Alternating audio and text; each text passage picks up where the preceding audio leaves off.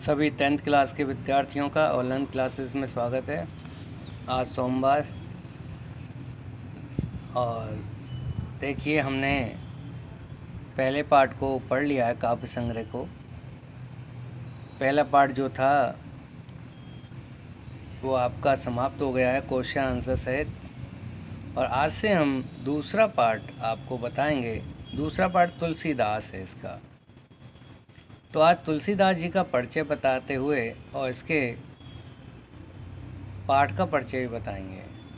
तो देखिए आज हम क्या तुलसीदास के जीवन परिचय के बारे में एवं पाठ के बारे में हम पढ़ते हैं कि इसमें है क्या।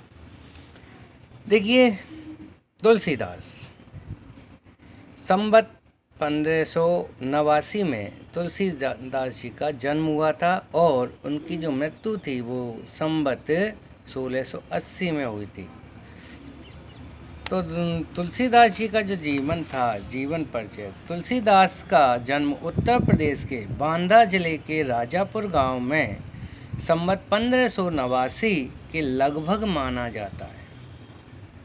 कब हुआ था इनका जन्म? संवत 1589 में। कहाँ पे हुआ था? उत्तर प्रदेश के बांद्रा जिले के राजापुर गांव में। इनके पिता का नाम आत्माराम था, जो एक सरयू पारणी ब्राह्मण थे।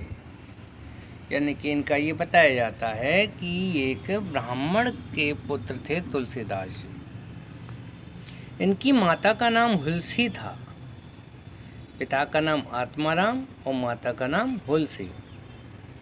कहा जाता है कि तुलसीदास अभुक्त मूल नक्षत्र में पैदा हुए थे तथा जन्म लेते ही उनकी अवस्था 5 वर्ष के बालक के समान थी। यानी कि जो इनकी जो बनावट थी एक बच्चे की, वो बच्चा ना होके ऐसा लग रहा था जैसे जन्म लेते ही कोई 5 साल का बच्चा हो। उनके मुंह में उसी समय क्या थे? दांत आए थे। तो इससे भयभीत हो गए इनके माँ बाप कि ये कैसा पुत्र पैदा हुआ है। मुंह में दांत भी निकले हुए थे। भय की आशंका के चलते माता पिता ने उन्हें त्याग दिया। यानी कि तुलसीदास जी को जन्म से ही क्या है? छोड़ दिया, अपने पास नहीं रखा तथा मुनिया नामक दासी को दे दिया। एक दासी थी तो उसको दे दिया मुनिया को, जिसने उनका पालन पोषण किया। इनका बाल्यकाल कष्टपूर्ण भी था और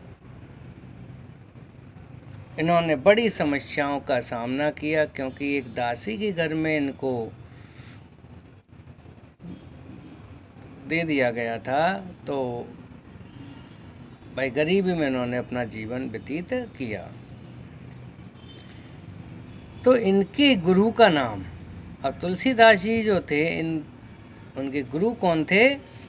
इनके गुरु का नाम नरहरिदास बताया जाता है। इनकी पत्नी रत्नावली विदुषी थी, यानी कि एक पढ़ी लिखी महिला थी, किंतु किसी कारणवश वैवाहिक जीवन अधिक समय तक न चल सका और इन्होंने गृह त्याग कर दिया तथा घूमते घूमते अयोध्या पहुंच गए। वहीं पर संवत 1631 में इन्होंने रामचरितमानस की रचना प्रारंभ की। तो तुलसीदास जी ने रामचरितमानस को लिखा। बाद में ये काशी आकर रहने लगे। जीवन के अंतिम दिनों में पीड़ा शांति के लिए इन्होंने हनुमान की स्तुति को, जो हनुमान बाहुक से प्रसिद्ध है, उनकी मृत्यु के संबंध में भी एक दोहा प्रसिद्ध है, उसको लिखा। यानी कि हनुमान बाहुक के लेखक भी कौन थे? तुलसीदास। रामचरितमानस के लेखक कौन थे? तुलसीदास। तो दोहा है, संवत 1680 असी गंग के तीर, श्रावण शुल्का सप्तमी तुलसी तजो शरीर। यानी कि संवत 1680 असी गंग के तीर, यानी गंगा नदी के किनारे पर श्रावण शुल्क यानी सावन में शुल्क शुक्ल जो होता है, शुक्ल पक्ष और कृष्ण पक्ष, दो पक्ष होते हैं। शुक्ल पक्ष को यानी कि जिसमें चांद दिखाई देता है उसे शुक्ल पक्ष कहते हैं, और कृष्ण पक्ष जिसमें चांद दिखाई नहीं देता। शुक्ल पक्ष प्रथमा से लेकर और पूर्णिमा तक चलता है, और कृष्ण पक्ष जो होता है वो प्रथमा से लेकर और अमावस्या तक चलता है। तो ये शुक्ल पक्ष में सप्तमी, सावन का महीना था, शुक्ल पक्ष था, सप्तमी थी। उस दिन तुलसीदास ने अपना शरीर त्याग दिया।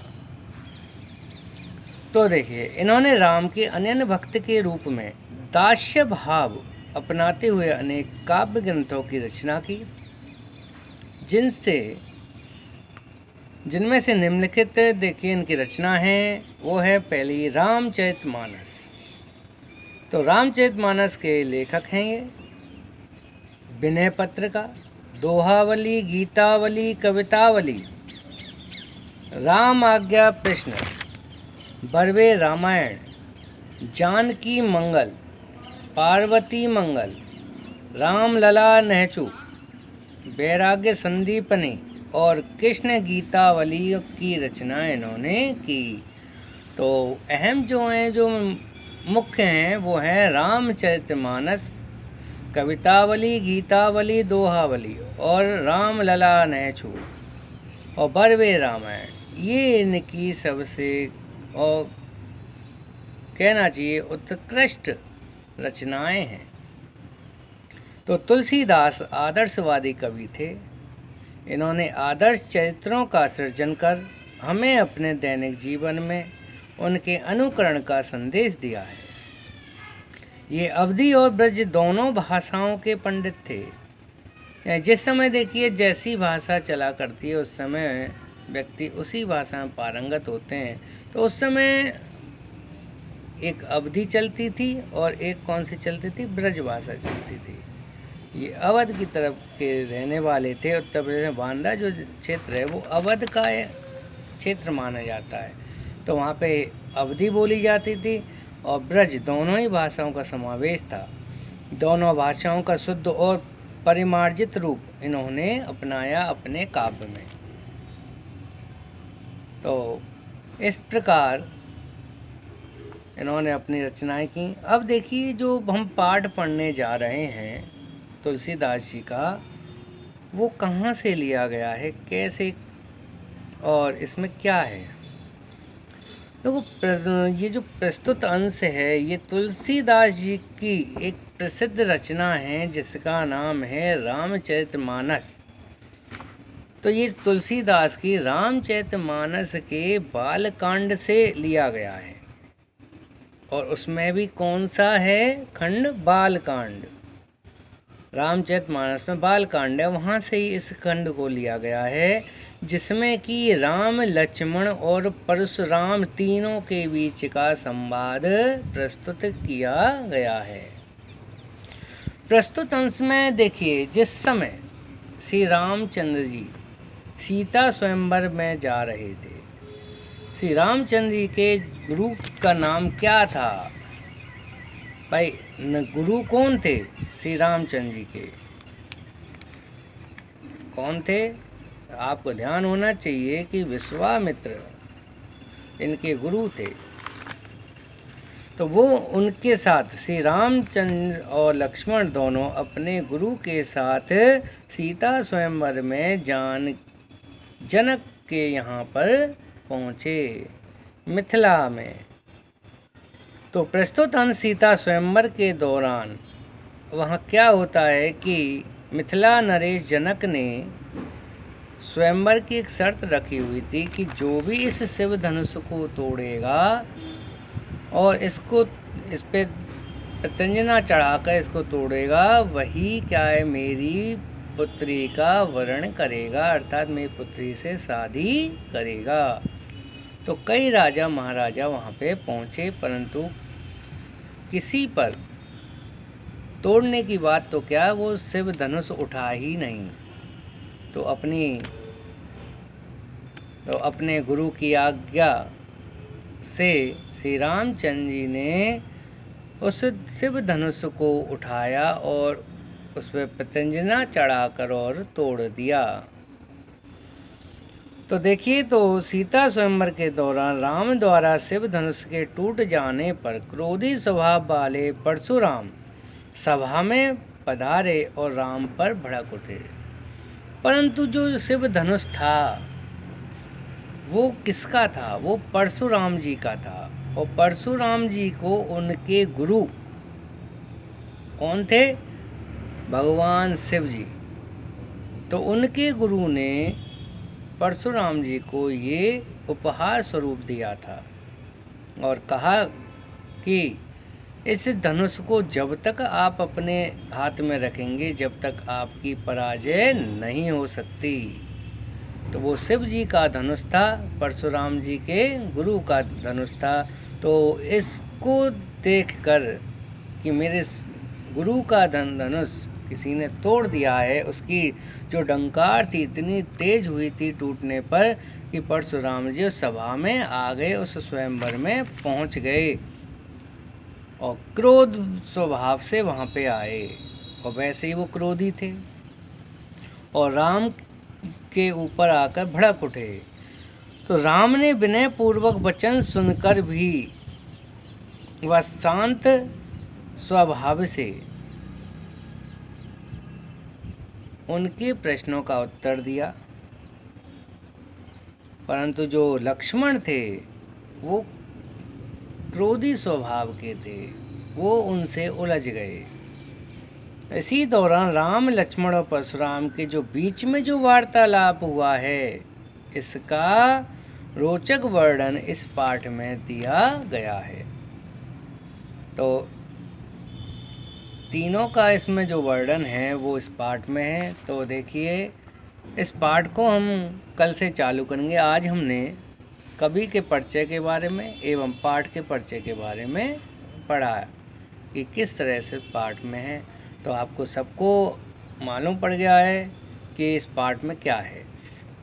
सीता स्वयंवर के समय, जिस समय राजा जनक ने अपनी पुत्री के विवाह में शिव धनुष को रखा था और उस पर एक शर्त रखी थी कि जो भी इस धनुष को तोड़ देगा उसी से मैं अपनी पुत्री का विवाह करूंगा। तो उस समय से रामचंद्र जी और लक्ष्मण अपने गुरु के साथ वहाँ पे पधारे और उन्होंने उस धनुष को तोड़ दिया। और जिस समय वो धनुष टूटा तो उस धनुष के जो स्वामी थे परशुराम जी, वो वहाँ पे पधारे और बड़े क्रोधी स्वभाव में आकर और श्री राम और लक्ष्मण से बातें की। तो उन तीनों में क्या बात होती हैं, इसका वर्णन इस पाठ में दिया गया है। तो कल से क्या है, आपको हम पाठ पढ़ाना चालू करेंगे। सभी विद्यार्थी कंटिन्यू बने रहें। अगर आप इस पाठ में बने रहते हैं, आपको क्या ये पाठ भी मोस्ट दिखाई पड़ रहा है और हो सकता है कि इस साल इसमें से आ भी सकता है। तो कल से क्या इस पाठ का अर्थ कराएंगे। धन्यवाद।